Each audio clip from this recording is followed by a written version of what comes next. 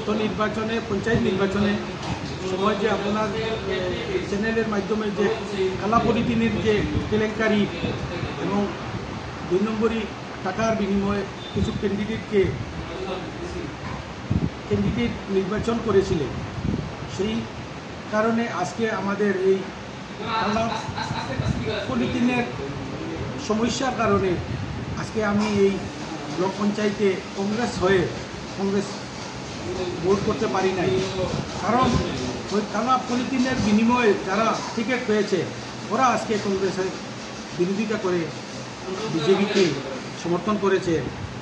পরিষ্কার এইবারের নির্বাচনে আমাদের একজন নির্বাচিত জেলা পরিষদও এখানে পুরা জড়িত এবং ওনার নেতৃত্বে আজকে আমাদের কংগ্রেসকে হারানো হয়েছে। ওনার নেতৃত্বে বারবার আমি বলছি যে ওনার নেতৃত্বে আমাদের এই ব্লককে ওনার অন্য দলের সঙ্গে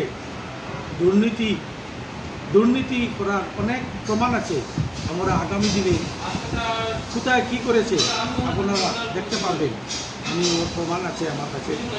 আশা করি আপনারা তদন্ত করবেন এবং বর্তমানে যিনি আমাদের ব্লক প্রেসিডেন্ট হয়েছে ওনার সঙ্গে আপনারা ভাষ্য যদি নেন আপনারা ভাষ্য প্রমাণ হবে যে আমাদের এই 3 জন কংগ্রেস কর্মী আগে থেকে কালা পলিথিনের বিনিময়ে আমাদের কংগ্রেসকে হারার পরিকল্পনা করেছে এবং দিনরাত কাজ করেছে।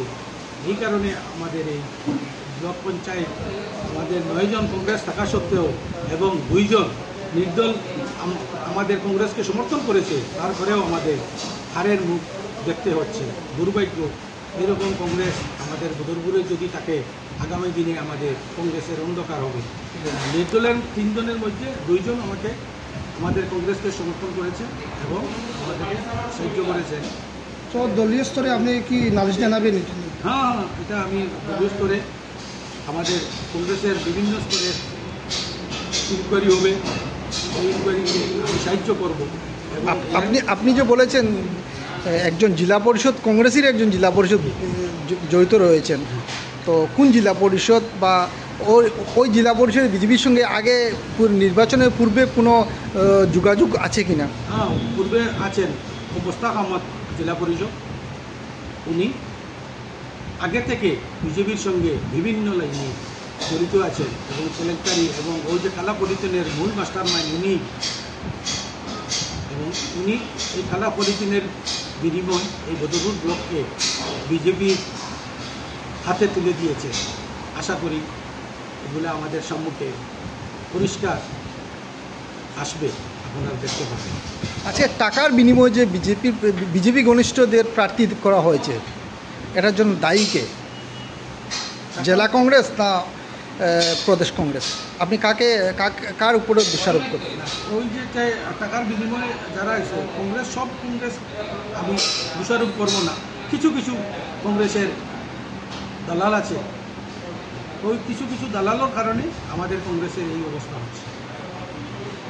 কিন্তু বর্তমান আমাদের যে জেলা কংগ্রেসের সভাপতি উনি অনেক ভালো এবং আশা করি উনির নেতৃত্বে আমাদের এই যে কেলেঙ্কারি যেগুলো হবে তদন্ত হবে, আমরা ওনাকে সাহায্য করব এবং ওনার নেতৃত্বে আমাদের জেলা কংগ্রেস এবং ব্লক আমাদের বদরপুর আঞ্চলিক এই ব্লক কংগ্রেসের প্রেসিডেন্ট জাকারিয়া আহমদ পান্না, ওনার নেতৃত্বে আমাদের বদরপুরের কংগ্রেসের সমস্যা দূর হবে, এটা আমি আশা রাখি।